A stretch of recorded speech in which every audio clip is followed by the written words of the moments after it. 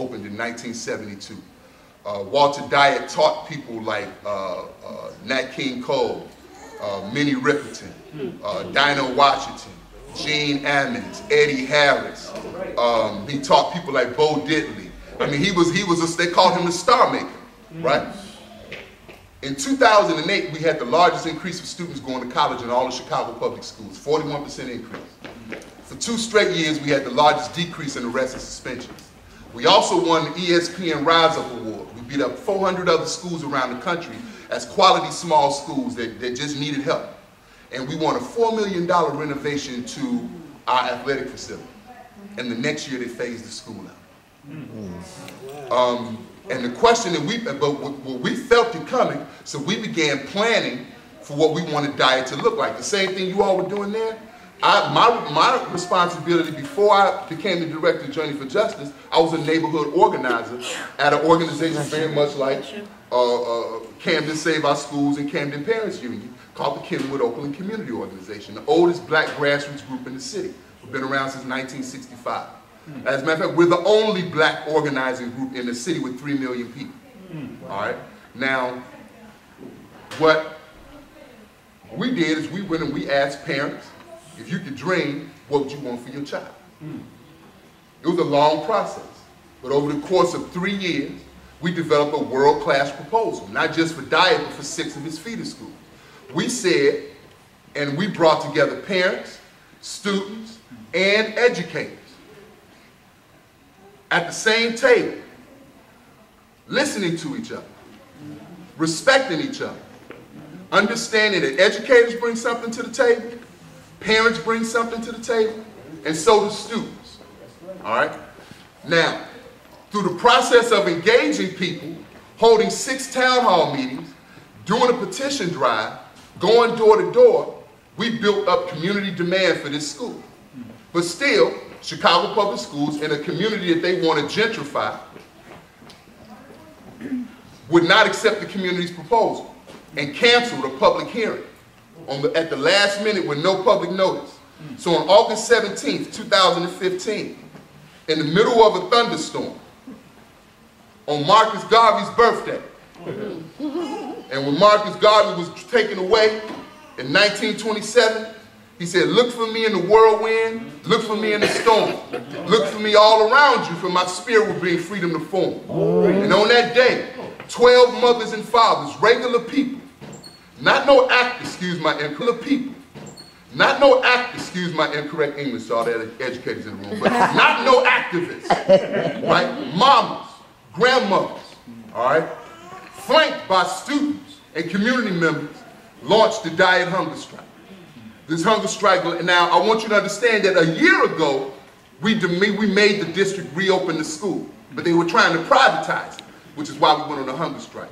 A year ago, this same base of people chained ourselves to the statue outside of the mayor's office for 2 days. Now, nobody's trying to do this to get attention. It wasn't comfortable, and I don't like police that are bigger than me surrounding me while I'm sitting on the floor, and I got mothers and fathers next to me that I'm responsible for. So it's scary, ain't no glory in it. So I'm not saying it to you to swell up. I'm saying it to you because it's ridiculous that human beings have to go to this type of length just to get good schools for their children. It's ridiculous that you have to go to this type of length. But what came from, so we went on this hunger strike because we were rendered voiceless. I want you to understand. We met with every spineless politician. We met with every fake import from Cambridge, Massachusetts, or some other place, CPS implant, who was just there to close our schools. We went to every bogus hearing you can go to. We wrote a school proposal. I'm a father, that ain't my job. Do you think parents in Cherry Hill have to write school proposals? No, they get those excellent schools because they're valued. That's right. There's an old African proverb, the truth is simple, if it's complicated, it's a lie. Now, I'm not here to insult nobody. That's right. I'm not here to make anybody, brothers, because some people may not like what I'm saying. Hey, it's the truth. It's the truth. Yeah. It's the truth. I served on the local school council at that school as a volunteer for 12 years. 12 years. When I first joined the LSC at that school, there was 7 books in the library. We raised the money to get the books in that library. When they closed Inglewood School and made it a receiving school for that school, we're the ones that brought in Voices of Youth in Chicago Education, formed the Parent Patrol. Y'all follow me? And you all do this type of work also, so you know when your school is destabilized, we're the ones that often have to clean it up. The school district doesn't come to clean up their mistakes, do they, Gary? Do they? No, we have to clean those mistakes up. So what I'm saying to you, brothers and sisters, is that during this hunger strike, Mama Irene Robinson, a grandmother of 14, had to be hospitalized twice. She had doctors with her all day. Jeanette Taylor-Ramon, which some of you all know, now has health issues as a result of the hunger strike. She had to stop the hunger strike after 30 days. Anna Jones passed out in a meeting with the mayor. This was not easy. I passed out on the 32nd day of the hunger strike in Costco with my wife and my son. So it was not easy. It was difficult, but it was necessary. And what we did in that process is the most powerful fundraiser in the Democratic Party, who has this reputation that he's so tough, was chased off the stage when 750 people stormed that room. And we won, for the first time in Chicago history, a closed school was reopened as a neighborhood school. Y'all follow me? Now, that work is not done, because they're still trying to give us the okie doke. They want it to be an art school instead of a global leadership and green technology school, which is what the community said. But now they're calling me on my cell phone, Jitu, can we meet? You know, we want to put what you all want in the curriculum. So we told them. So, well, you know, we getting ready to file a human rights complaint with the United Nations. Wait a minute, what are you talking about? No, that's where we're going. And if you all don't put the curriculum in the school, Mayor Rahm Emanuel's going to see us everywhere you go.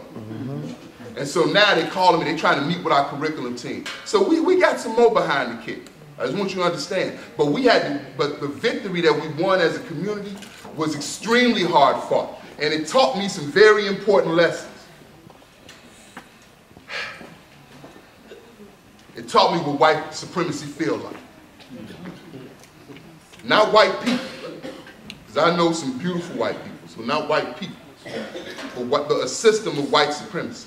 On the 24th day of the hunger strike, while we're starving in Washington Park, Mayor Rahm Emanuel holds a ribbon cutting for a school called Lincoln Elementary School in wealthy Lincoln Park, and gives them a $21 million annex. While we're starving in Washington Park for our last neighborhood high school.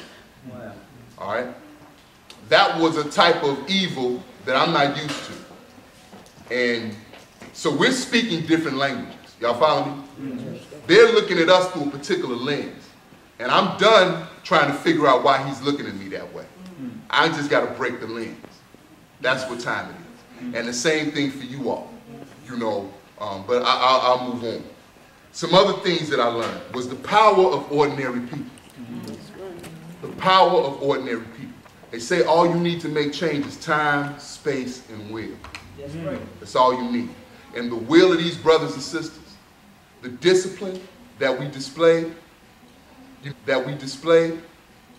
know, I'm an organizer. So I've been doing this for a while. So I've been in countless campaigns. I've won a lot, I've lost a lot. So I know what it's like. But for these mothers who had no training, for these grandmothers that had no training to show that level of discipline, I'll never be the same after that. I'll never be the same. And it reminds me of the lesson that it's not about how much money you have. It's not about how many letters are after your name. It's about your spirit. It's about your spirit. Many of us wouldn't have the right to vote if it wasn't for a woman with a third-grade education named Fannie Lou Hamer. So let's remember that in our work. That if I got $2 and you got $5, right? Or if you got $2 and I got $5, that'll make me one drop better than you. That doesn't make me more intelligent than you. It just means I got $5 and you that $2. That's right. And what makes us who we are is not what we do, not our jobs. What makes us who we are is our spirit. That's right. What, you know, how do we treat people? How do we move in this world to help make it better for someone else? Do we see that this work, that every day is not about me as an individual? Do I try to make possible for people to stand on my shoulders? Do I want to be a vessel for justice, or do I want to suck all the air out of the room? I mean, these are some real questions. And I learned in this hunger strike the power of these brothers and sisters who did this work. We could not make Irene Robinson get off the hunger strike. She broke down into tears and she started cursing us out. When we said, "Mama, you got to stop." I am honored to know that woman. I am honored to know that woman. There's no bigger freedom fighter in the world to me. None. I don't care if Jesse Jackson is sitting right there. There's no bigger freedom fighter in the world than men and women like that. And there's men and women like that in this room. That's right. But we've been taught that we're miniature, when in actuality we're giants. We've been taught that we're nothing, when in actuality, when we stomp, the world shakes.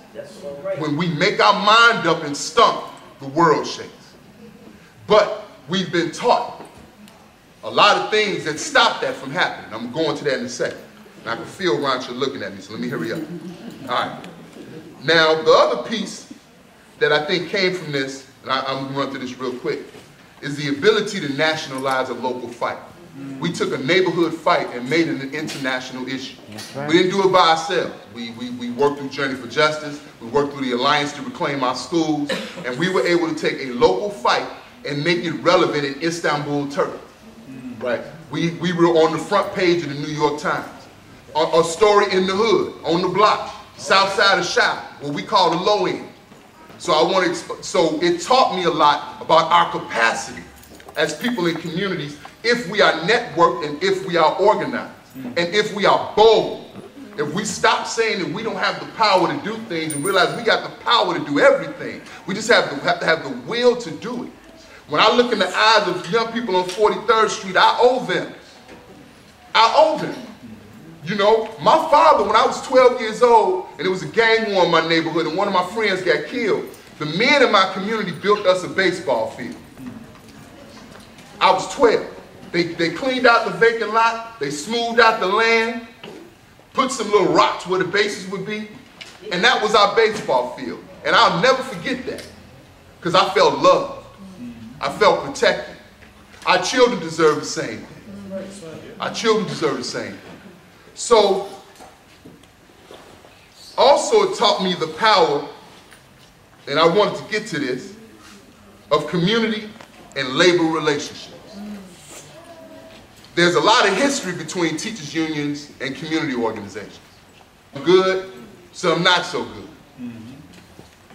It is very important that we're honest about that history, and that when working together, we have to develop a code of conduct based on that history, so that we teach each other how to treat each other. Because there's no history that says we do. The reason I'm telling you this is because we work very closely with the Chicago Teachers Union. We built an alliance with the Chicago Teachers Union, so much so that 2 of the hunger strikers were teachers. 2 of the hunger strikers were CTU members. Now that partnership is not where they call me for an action and say, "Can you bring a busload of people? And this is the agenda." Right?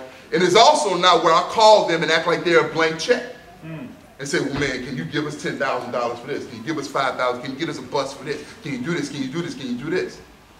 Our partnership is based on some very important things. And I hope, is what I'm saying resonating with you all so far? All right. So I want to give you all some, what I would call some helpful hints. And I'm going to read them so I don't forget them. So 1, repeat after me.